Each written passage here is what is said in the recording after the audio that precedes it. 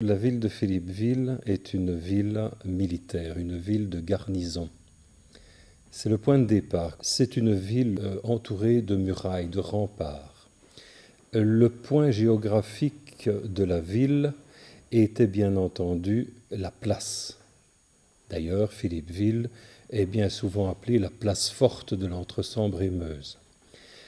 Évidemment, il y a eu énormément de changements depuis, ce qui fait déjà 5 siècles, ce qui signifie que sur 5 siècles, il y a eu les modifications et, comme nous l'avons dit tout à l'heure, les modifications des routes. Alors l'axe principal, c'était bien sûr la route nationale 5. C'est la première route qui a été modifiée dans les années 1970.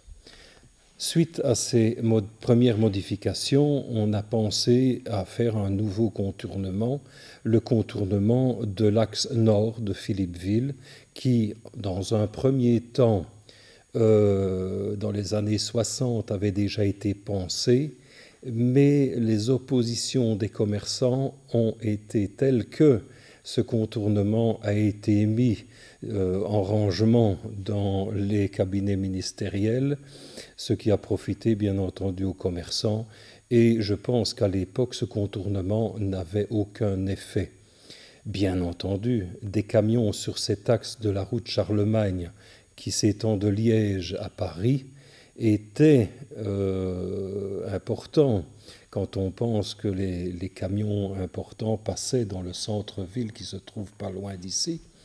Et quand on pense parfois aux accidents qu'il y a eu dans les rues si petites de Philippeville. Bon, quel effet ce contournement a-t-il eu sur les populations, sur les magasins? Bon, les magasins se sont dans un premier temps délocalisés. Les magasins se sont dirigés donc vers le premier contournement. Bon, évidemment, les commerçants, ne voyant plus l'avenir sous de bons auspices, ont préféré à ce moment-là se diriger tous vers cet axe Philippeville, Couvain, Charleroi. Nous avons donc un premier centre commercial qui se dirige là. Ça, c'est un premier effet de ces changements.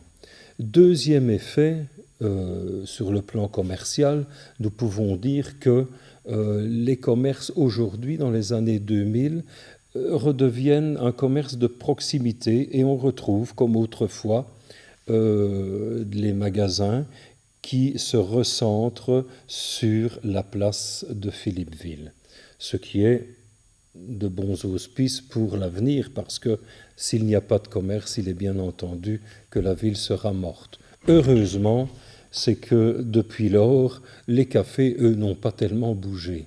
Les cafés qui étaient ici dans les années 1900, ou les restaurants, mais il y en avait peu à l'époque, c'était plutôt des cafés ou des hôtelleries, sont toujours restés cafés pour la plupart.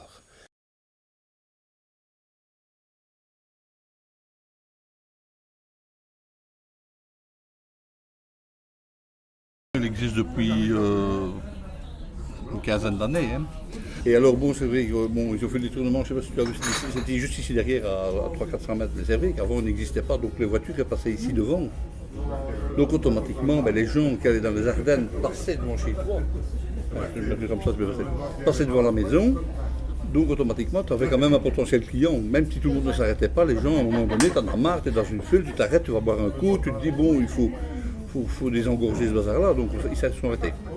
Donc quand ils ont fait le détournement, ce qu'il y avait, c'est que les gens venant de Charleroi pour partir sur les Ardennes, ils quittaient Philippeville, ils sortaient de Philippeville sans s'en rendre compte, parce que directement tu descendais de la bretelle de la Nationale 5, tu rentrais avant, la route de Philippeville, faisait un droit, et la bretelle commençait directement, quoi. Donc hop, ils se retrouvaient à la sortie de Philippeville sans s'en rendre compte. Donc là, la première année, c'est vrai qu'on l'a ressenti un petit peu, ça a encore été. Mais où on l'a ressenti le plus, c'est quand ils ont fait la petite bretelle en venant de Givet. Quand on vient de Givet, on ne rentre plus dans Philippeville maintenant, même chose, mais ils ont fait une petite bretelle de 300-400 mètres. Mais là, directement, les gens sortent de la ville directement, ils ne vont plus, parce que je veux dire, on avait plus de trafic qui venait, je veux dire, entre guillemets, de la France. Tous ces gens-là, on les appelait, quoi. Voilà. Maintenant, ben, il a fallu s'adapter un petit peu, nous, ce qu'on a dû faire, ben, organiser un peu plus de soirées à thème, pour essayer de compenser ce qu'on perdait, mais c'est vrai qu'on a perdu des clients, non, oui et non, je dis, parce que bon, quand on a des habitués, on les garde, mais le tourisme de passage, maintenant, on les voit beaucoup moins, quoi, voilà. À la place, il y a 10 ans, tu mettais 80 voitures. J'avais 80 voitures. Maintenant, si tu regardes un petit peu, tu as là-bas au fond, derrière le côté-là, tu as que 7 places d'un côté, 7 places de l'autre. Tu n'as plus que ça.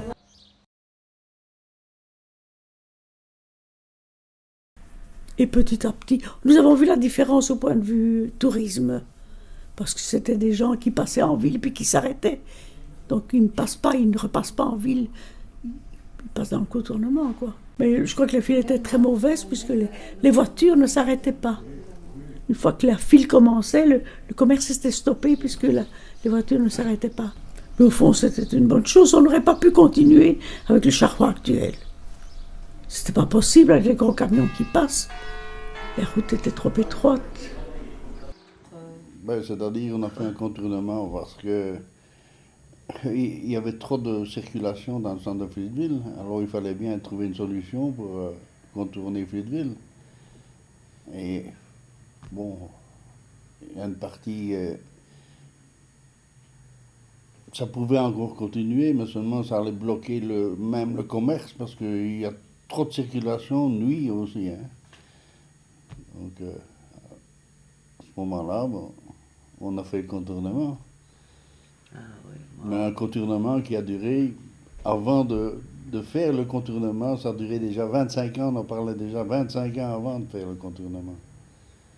Donc il a fallu beaucoup de temps pour que ça se mette en route, comme partout. Hein. Il faut des autorisations.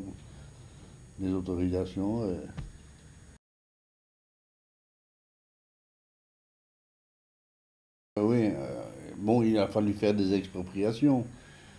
Il y avait 2 terrains ici à côté, un terrain qui n'était pas occupé.